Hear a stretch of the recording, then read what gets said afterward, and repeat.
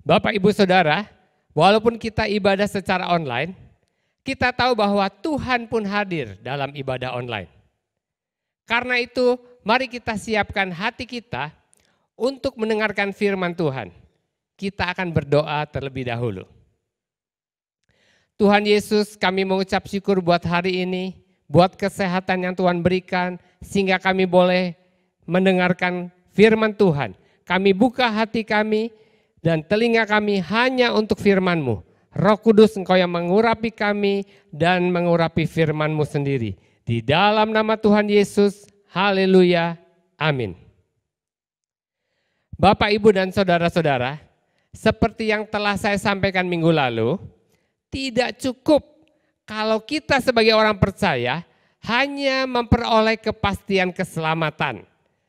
Tetapi setelah kita memiliki kepastian keselamatan, kita juga perlu terus bertumbuh menjadi dewasa rohani sampai menjadi seperti Kristus. Untuk itu diperlukan perubahan hidup yang terus-menerus, yang dimulai dari perubahan cara berpikir yang terus-menerus juga. Mungkin ada di antara saudara yang bertanya, kenapa sih harus dewasa rohani, Pak? Kalau sudah dapat kepastian masuk surga, dapat janji-janji berkat, bukankah itu sudah lebih dari cukup? Apalagi yang harus kita kejar? Ngapain lagi repot-repot? Saudaraku, kalau menjadi dewasa rohani atau menjadi seperti Kristus itu tidak penting, maka Alkitab tentu tidak akan menuliskannya, betul? Supaya saudara ingat, saya akan bacakan ulang 2 ayat yang Paulus sampaikan berkenaan dengan kedewasaan rohani. Dari 1 Korintus 3 ayat 1 sampai yang kedua. Dan aku saudara-saudara pada waktu itu tidak dapat berbicara dengan kamu seperti dengan manusia rohani, tetapi hanya dengan manusia duniawi yang belum dewasa di dalam Kristus.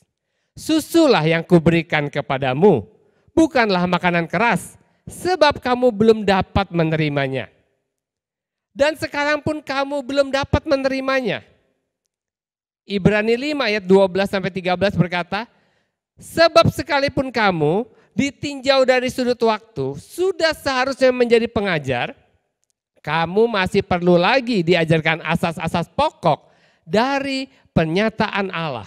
Dan kamu masih memerlukan susu, bukan makanan keras.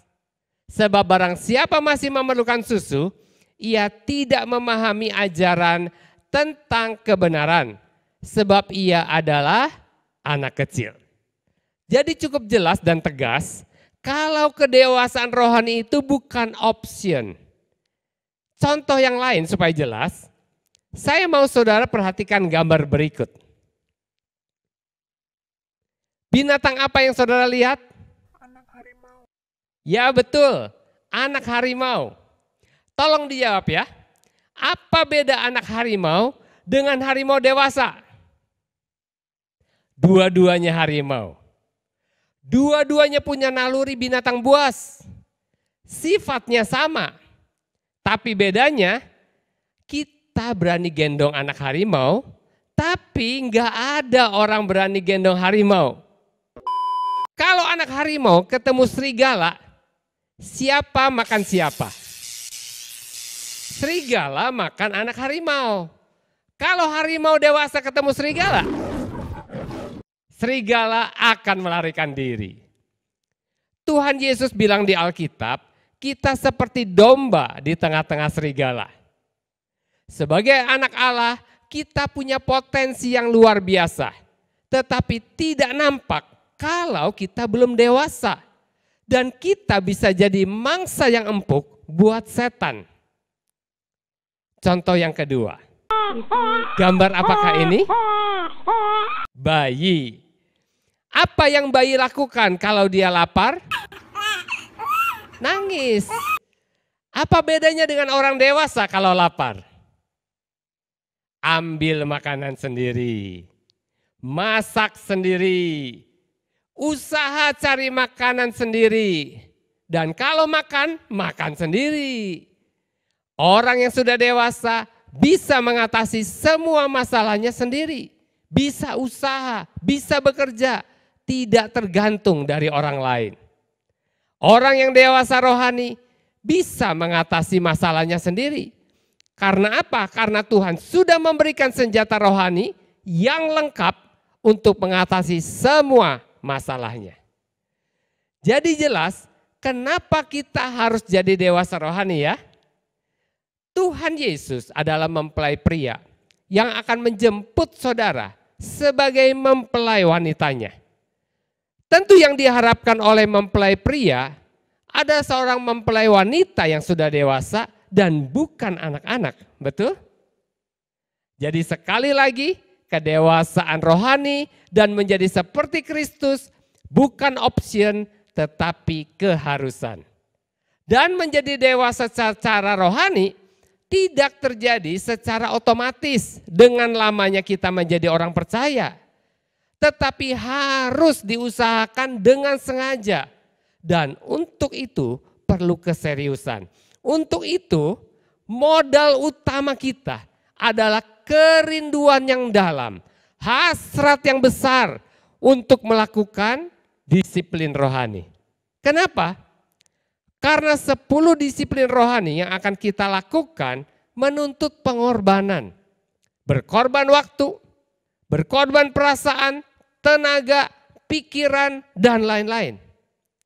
Minggu lalu kita sudah membahas 3 dari 10 disiplin rohani. Atau 3 hal dalam rule of life yang memungkinkan kita mengalami pertumbuhan rohani yang sehat. 3 hal yang sudah kita bahas itu adalah yang pertama solitude atau waktu teduh. Kedua Lectio Divina atau pembacaan suci. Ketiga doa. Untuk saudara yang ingin mendengarkan penjelasan ketiga hal tadi, saudara bisa melihatnya di YouTube Minggu 20 September yang lalu. Hari ini kita akan membahas sisanya 7 dari 10 disiplin rohani dari Rule of Life. Jadi kita akan mulai dari disiplin rohani yang keempat. Disiplin rohani yang keempat adalah menghormati tubuh. Saya rasa kebanyakan dari saudara baru dengar istilah ini. Apa definisi dari menghormati tubuh?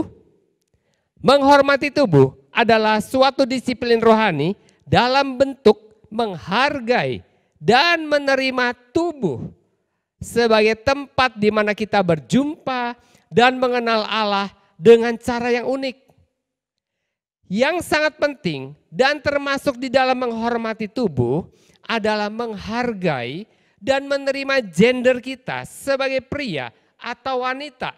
Sehingga yang pria tetap menjadi pria, demikian pula sebaliknya. Tuhan tidak pernah keliru. Untuk orang percaya, tubuh adalah milik Tuhan yang harus dirawat karena merupakan bait Roh Kudus, tempat kediaman Allah di dalam roh.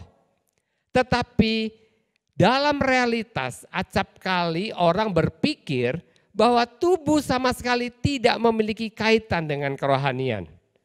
Bahkan untuk menjadi pribadi yang rohani, orang tidak perlu memberikan perhatian terhadap tubuhnya. Padahal Allah memberikan perhatian kepada kebugaran tubuh manusia. Kita bisa melihat bagaimana Tuhan mengajar Elia secara konkret tentang bagaimana ia harus makan, harus minum, dan beristirahat.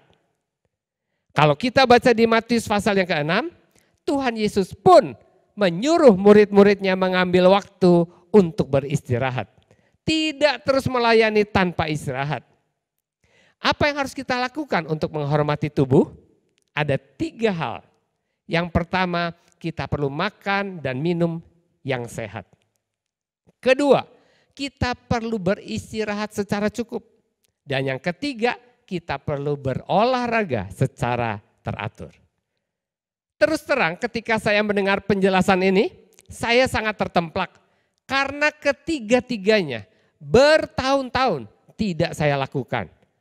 Dan karena saya merasakan kerinduan yang dalam untuk menjadi seperti Kristus dan melayani Tuhan lebih lama, saya bertekad untuk melakukan 3 hal tadi. Pola makan yang sehat, istirahat yang cukup, serta olahraga. Kalau saudara pegang tubuh saya saat ini, otot-otot saya sudah tidak empuk lagi. Dan supaya saya bisa olahraga, saya tidak mau tidur terlalu malam dan tidak mau makan terlalu banyak. Dan itu saya lakukan bukan karena istri saya, bukan. Tetapi dengan kerinduan untuk menjadi seperti Kristus. Kalau atas tekanan orang lain, maka disiplin rohani ini akan menjadi beban yang berat. Itu sebabnya saya mengajak saudara semua sama-sama melakukannya. Sehingga kita bisa saling menguatkan. Amin. Sakit dan stres adalah bahasa tubuh untuk memberitahu kita bahwa kita kurang beristirahat dan kurang menghormati tubuh. Sekarang disiplin rohani yang kelima, eksamen atau pemeriksaan diri. Eksamen adalah suatu disiplin rohani dalam bentuk membuka hati kita kepada Roh Kudus untuk membangkitkan kesadaran rohani dan kesadaran hati nurani dalam diri kita. Kebutuhan manusia yang terbesar adalah dikasihi dan diterima apa adanya, melampaui semua kelemahan dan keberdosaan kita. Kasih tanpa syarat inilah yang mampu mengubah hidup manusia. Dan unconditional love ini hanya ada pada Tuhan. Masalahnya, dunia menerima dan menilai kita berdasarkan prestasi kita. Sehingga kita merasa malu dan cenderung menyembunyikan kelemahan-kelemahan kita. Tidak mau terbuka apa adanya karena takut ditolak.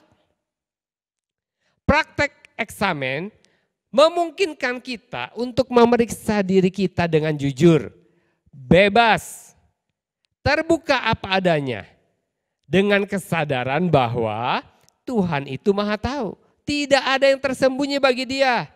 Seringkali kita seperti burung unta di film kartun yang menyembunyikan kepalanya dalam tanah jika ada musuh dan merasa musuhnya tidak bisa melihat dia. Tuhan tetap menerima kita apa adanya. Kita dikasihi tanpa syarat. Dan inilah yang membuat kita bisa mengalami transformasi rohani.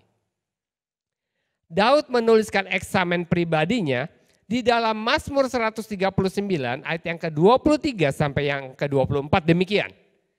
Selidikilah aku ya Allah dan kenalah hatiku. Ujilah aku dan kenalah pikiran-pikiranku. Lihatlah apakah jalanku serong dan tuntunlah aku di jalan yang kekal. Bagaimana langkah-langkah untuk melakukan eksamen?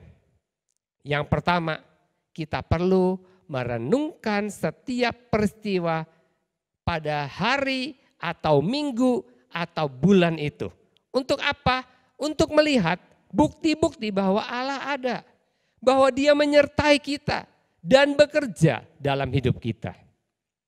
Yang kedua, dengan mengundang Allah untuk memeriksa hati kita.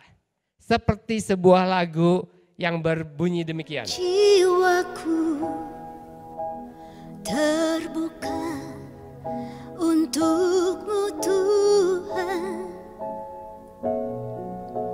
Selidiki, nyatakan segala perkara. Supaya kita tahu apa yang harus kita perbaiki dalam hidup kita. Yang ketiga, dengan mengingat-ingat hal-hal apa yang menyebabkan kita tidak menunjukkan karakter Kristus, serta bagaimana mengantisipasinya di kemudian hari. Yang keempat, kita minta tolong supaya Tuhan membereskan setiap sikap hati kita tersebut. Dan yang keenam, disiplin rohani yang keenam adalah discernment. Discernment adalah suatu disiplin rohani dalam bentuk membuka hati kepada Roh Kudus untuk mengenali kehadiran dan tuntunan Tuhan yang akan menumbuhkan kepekaan rohani dan hikmat kepada kehendak Tuhan. Sehingga kita bisa tetap dan terus berjalan di dalam kehendak-Nya. Sama seperti domba-domba mengenal suara gembalanya. Saudara ingat kisah tentang 2 orang murid Yesus yang berjalan ke Emmaus? Mereka berjumpa dengan Yesus, tetapi karena mereka sibuk dengan urusannya, mereka tidak peka bahwa yang berjalan bersama mereka adalah Tuhan Yesus sendiri. Tadi saya katakan domba-domba mengenal suara gembalanya, tetapi murid-murid tidak mengenal Tuhan Yesus. Praktek discernment membuat kita bisa, yang pertama, memiliki intuisi terhadap isi hati dan kehendak Allah dari waktu ke waktu. Sehingga kita bisa berjalan di dalam kehendak Allah yang memberi kehidupan dan meninggalkan hal-hal yang menguras kehidupan kita. Yohanes 10 ayat 10 berkata, pencuri datang hanya untuk mencuri dan membunuh dan membinasakan. Aku datang, Yesus datang, supaya mereka mempunyai hidup dan mempunyainya dalam segala kelimpahan. Yang kedua, discernment membuat kita menjadi akrab dengan suara Allah. Baik tentang nada, kualitas, dan isinya. Dan yang ketiga, discernment membuat kita bisa membedakan antara yang asli dengan yang palsu. Antara yang benar dengan yang salah, baik yang di alam roh maupun di alam batiniah kita, yaitu pikiran dan motivasi kita. Hidup ini dipenuhi dengan keharusan untuk membuat pilihan. Baik pilihan-pilihan yang bersifat penting maupun yang tidak penting. Sebagai contoh, memilih pasangan hidup. Menggeluti panggilan kehidupan dari Tuhan. Atau mencari tahu apa yang harus dilakukan dengan pernikahan yang sedang retak. Di mana kita harus berkuliah. Memilih gereja tempat kita beribadah. Pindah ke kota yang lain. Dan saya percaya setiap saudara pernah mengalami semuanya ini. Semua keputusan-keputusan tersebut akan membentuk diri kita dan menentukan bagaimana keadaan kita di masa depan. Itu sebabnya penting sekali kita melakukan praktek discernment agar setiap keputusan yang kita ambil sama dengan keputusan Tuhan. Dan kita bisa menikmati semua rencana Tuhan yang maha sempurna itu. Discernment merupakan salah satu karunia rohani, namun juga merupakan salah satu pertanda dari kedewasaan rohani, yaitu kemampuan untuk mengenal kehendak Allah yang merupakan buah yang alamiah dari transformasi rohani. Bukan ketergantungan pada suara-suara atau pada nasihat orang-orang tertentu. Saudara-saudara seiman, pemimpin-pemimpin rohani hanya memberikan konfirmasi bahwa keputusan-keputusan kita sesuai dengan firman Tuhan.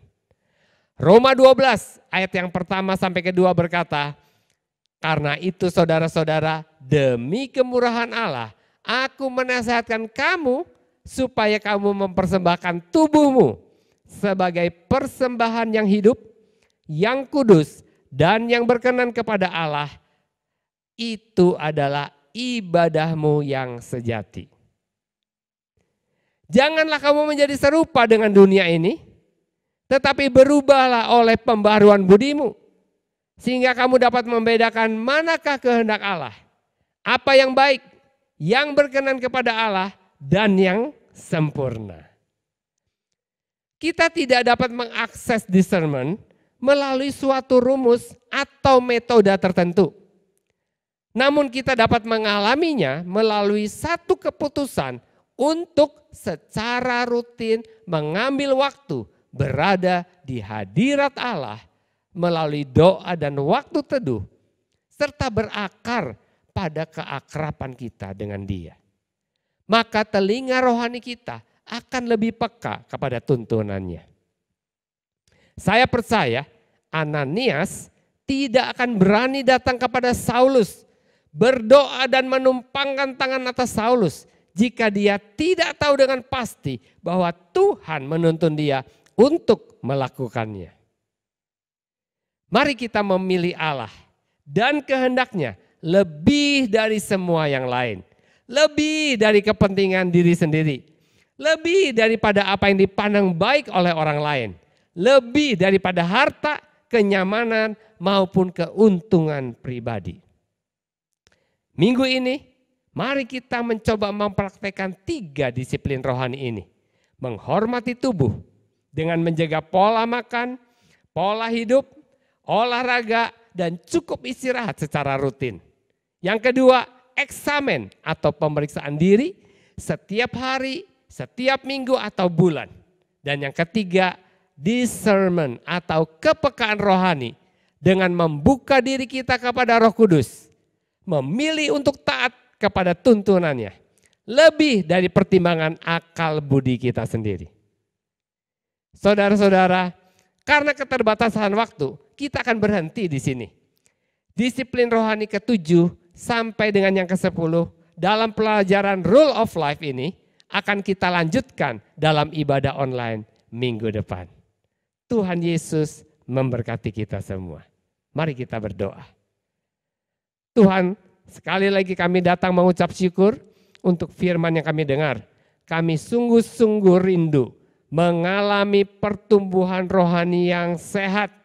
Kami ingin mengalami perubahan-perubahan yang radikal dalam kehidupan kami, dalam cara berpikir kami, dan menjadi seperti Engkau. Aku berdoa buat setiap orang yang saat ini mendengarkan program ini, mendengarkan firman-Mu. Tuhan, Engkau juga membangkitkan kerinduan yang sama, sehingga mereka rela mengorbankan waktu, tenaga, pikiran untuk melakukan disiplin-disiplin rohani ini. Sehingga kehidupan kami betul-betul mengalami perubahan dan menjadi seperti Kristus. Terima kasih Bapa. Kami mengucap syukur buat firman-Mu yang kami dengar. Kami percaya firman-Mu ini tidak akan kembali dengan sia-sia. Di dalam nama Tuhan Yesus Kristus kami sudah berdoa dan mengucap syukur. Amin. Sampai berjumpa di ibadah online minggu depan. Tuhan memberkati.